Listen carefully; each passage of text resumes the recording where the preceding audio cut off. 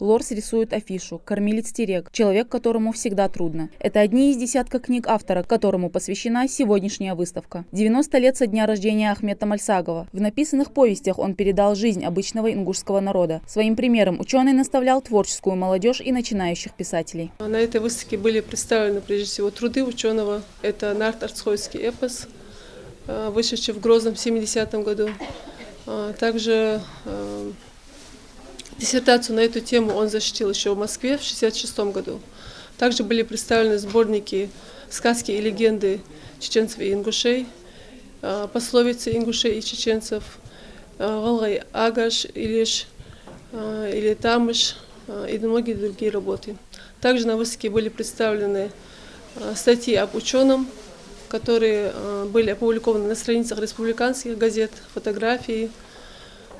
Также были представлены учебники и хрестоматии, которые он также составил для 3, 4, 10, 9 классов. Выставку посетили ученики 10 и 11 классов 5-й школы города Сунжи. Дети уже знакомы с биографией и творчеством Ахмета Мальсагова, но и сегодня они с огромным интересом слушают о его жизни и работах. Почти все ученики подготовили к сегодняшнему мероприятию пословицы, которые больше всего запомнились им из книг мастера.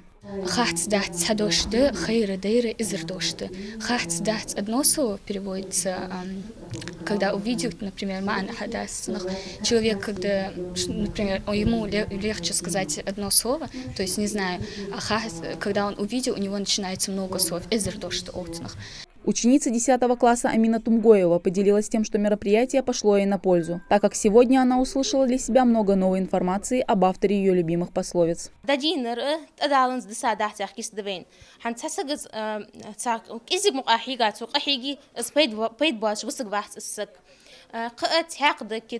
حيورك حاجة بخيت كوج ياخش حنديت سموجرة تنما عند حنديت سموجرة مليل دي ياخش شي ملدو حمن شي بارم خلبيس مثلا بخبيعتم حوك أخش دلي إتبعتم دق حم إتغيرت فيزا تحو قدو ما عندش دوختش.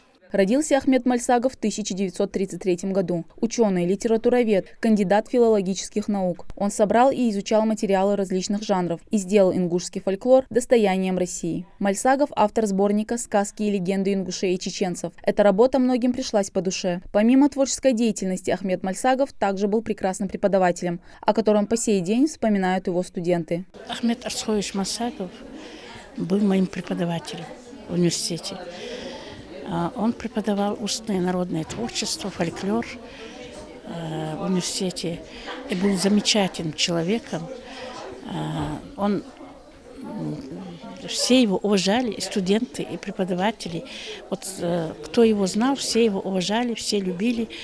А это много значит даже, когда человека уважают, любят. И мы гордились тем, что он представитель нашей нации, нашего народа, что он такой умный, известный человек. Лида Баркинхоева работает в этой библиотеке уже несколько лет и признается, что подобные мероприятия она очень любит и проводит их с удовольствием. У девушки тоже есть любимая книга Ахмета Мальсагова, которую она прочитала уже несколько раз. Нарт-Артсхойский эпос, конечно, его работа. Почему? Он защитил диссертацию на эту тему, и там были наши традиции, все о нас, одним словом. Мне очень понравилось. Выставка будет длиться до конца января. Окунуться в историю и ознакомиться с трудом ученого может любой желающий, посетив в ближайшее время Национальную библиотеку. Мадина Цора, Адам Далаков, Новости 24.